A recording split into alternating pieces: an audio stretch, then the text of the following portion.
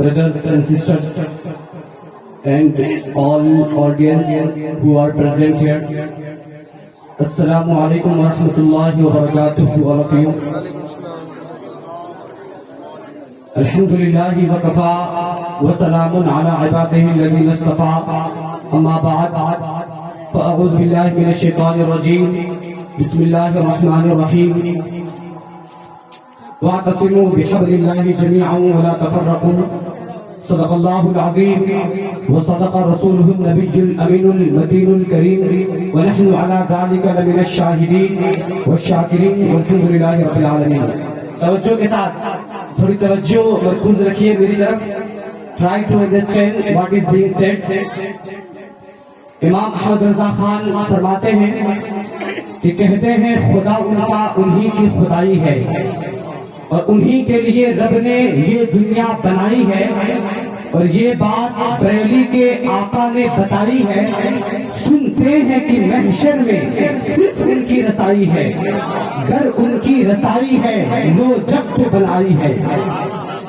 اور دیکھا ہے قیامت میں آنکھوں نے جہنم کو، قیامت کا وہ منظر، اور اس میں جب جہنم کو لایا جائے گا تو اس کے بارے میں حضور نے فرمایا کہ جہنم کے عذاب کے بارے میں ان احون اہل النار عذابا لله نعلان وشیاطان من نار یغلی منهما دماغه كما یغلی البرجل.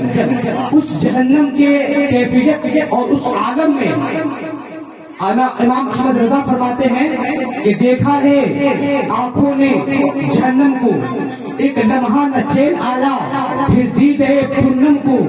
واللہ خبر کر دو سرکار دو عالم کو، سب نے صفے محشر میں للکار دیا ہم کو.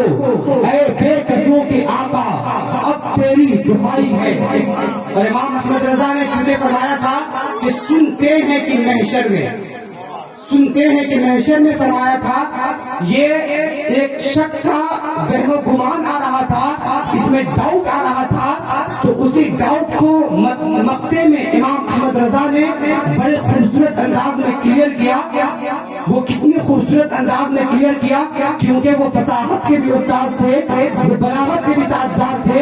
ان کی پیاری فصاحت پہ بے حد درود، ان کی دلکش بلاغت پہ آپ کے سلام. ان کی فصاحت و بلاغت کا کیا عالم. امام احمد رضا فرماتے ہیں کہ تیرے آگے یوں ہے دبے رچے فصحاء عرب کے بڑے بڑے، کوئی جان منہ میں زبان نہیں بلکہ جسم کے جان ہے.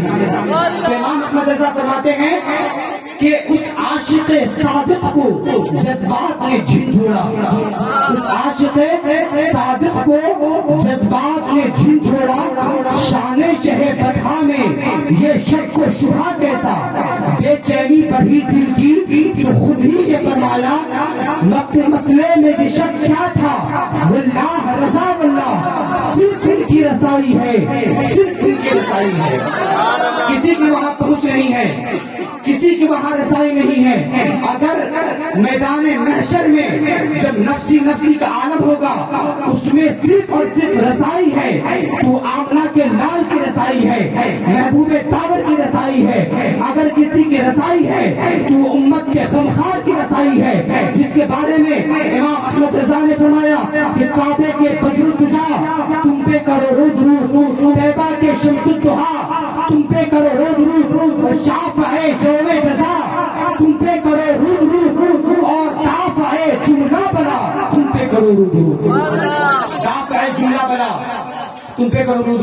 حضرات چونکہ وقت کم ہے اور علماء کرام کی ایک لمبی فہرست ہے اور میرے استاد گرامی علامہ ظفیر الحسن مصباحی صاحب بھی تشریف فرما ہے، اسی لیے سب سے پہلے میں آئیے معراج کے تعلق سے سنجیدہ بات آپ کے سامنے پیش کرنا چاہتا ہوں.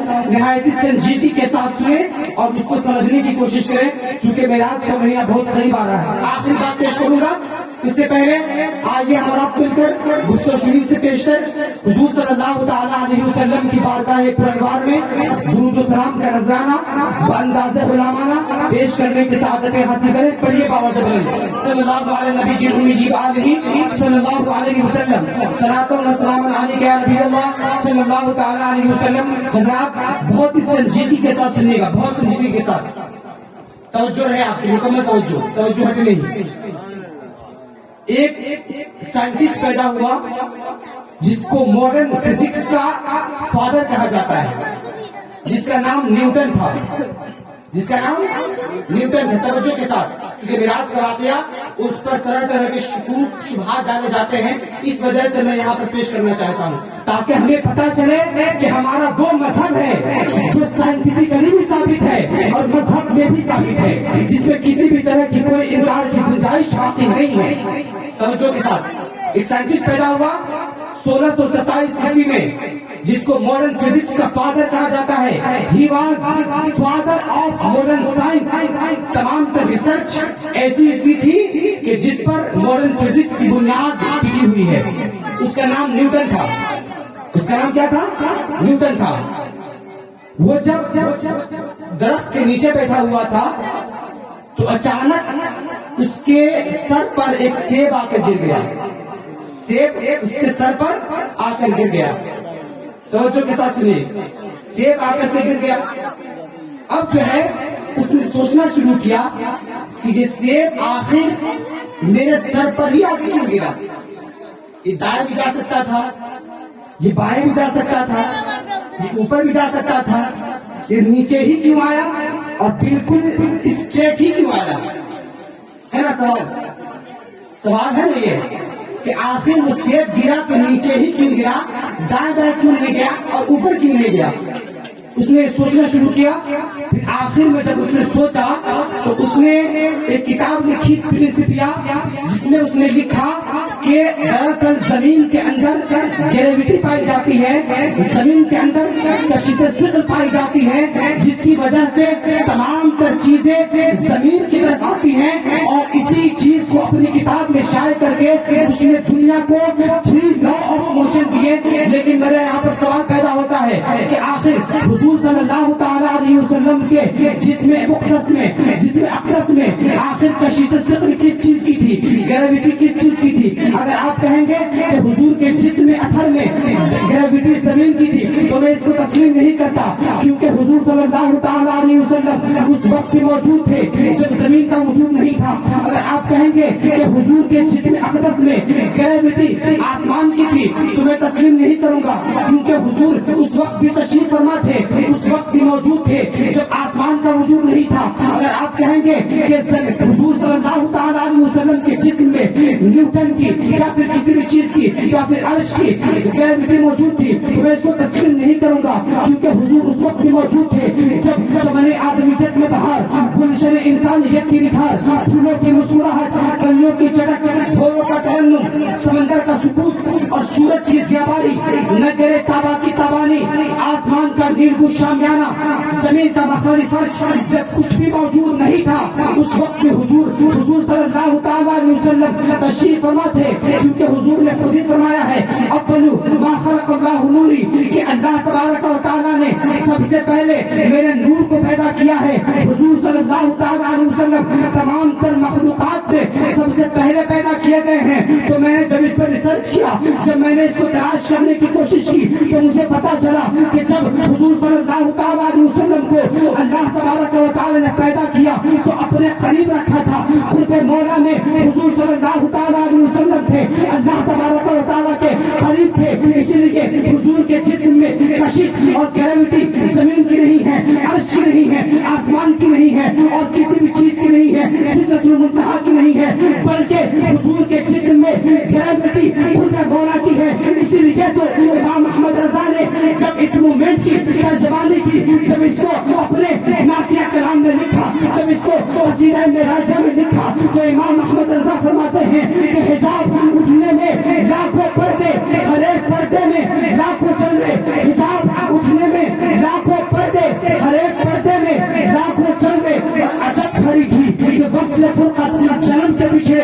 گلے ملے تھے، اور خدا سے کہہ دو کہ سر جھکانے گناہ سے گزرنے والے پڑے ہیں یا خود جہاد کو ڈالے، کسے بتا لے۔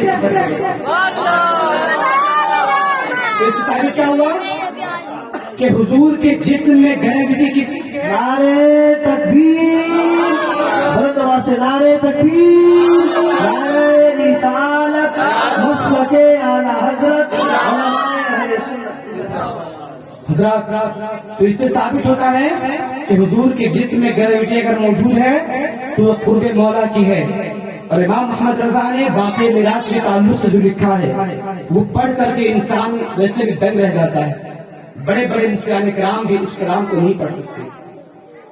امام محمد رضا نے اس میں منطق کا، فلسفہ کا، بلاغت کا، علم کلام کا، اس کے علاوہ علم بدیع کا، علم اوفاق کا، نجوم کا، یہاں تک کہ شعر میں علم حیرت کا استعمال بھی کیا ہے اور علم حساب کا استعمال بھی کیا ہے.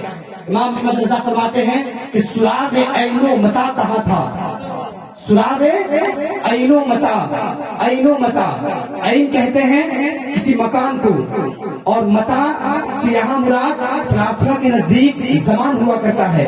تو جب امام محمد رضا نے جب حضور صلی اللہ تعالیٰ علیہ وسلم اللہ تبارک و تعالیٰ کے یہاں گئے تو اس مومنٹ کی ترجمانی امام محمد رضا نے کی ہے کہ سراغ عین و متا کہاں تھا، نشان کیف و الہ کہاں تھا، نہ کوئی راہی نہ کوئی ساتھی، نہ سن کے منزل نہ مرحلے تھے.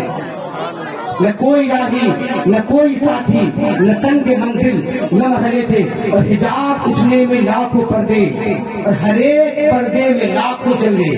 جب حضور تشریف لے جا رہے تھے معراج کے تمام میں اللہ تبارک و تعالیٰ کا دیدار کرنے کے لیے، تو اس وقت کیا منظر تھا کہ حجاب اٹھنے میں لاکھوں پردے اور ہر ایک پردے میں لاکھوں جلوے. عجب گھڑی تھی کہ وصل و فرقت جنم کے بچھڑے گلے ملے تھے.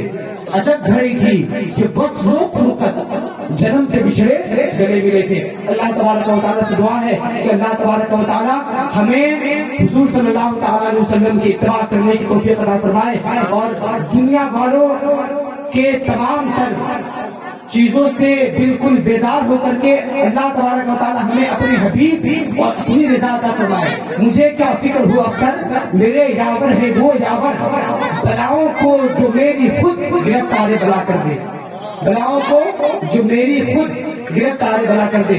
اللہ تبارک و تعالیٰ سے دعا ہے کہ کہنے سننے سے زیادہ عمل صالح کی سچی توفیق عطا فرمائے. بڑی استغفر اللہ ربی من کل ذنب واتوب الیہ. اشہد ان لا الہ الا اللہ وحدہ لا شریک لہ واشہد ان محمدا عبدہ ورسولہ. السلام علیکم.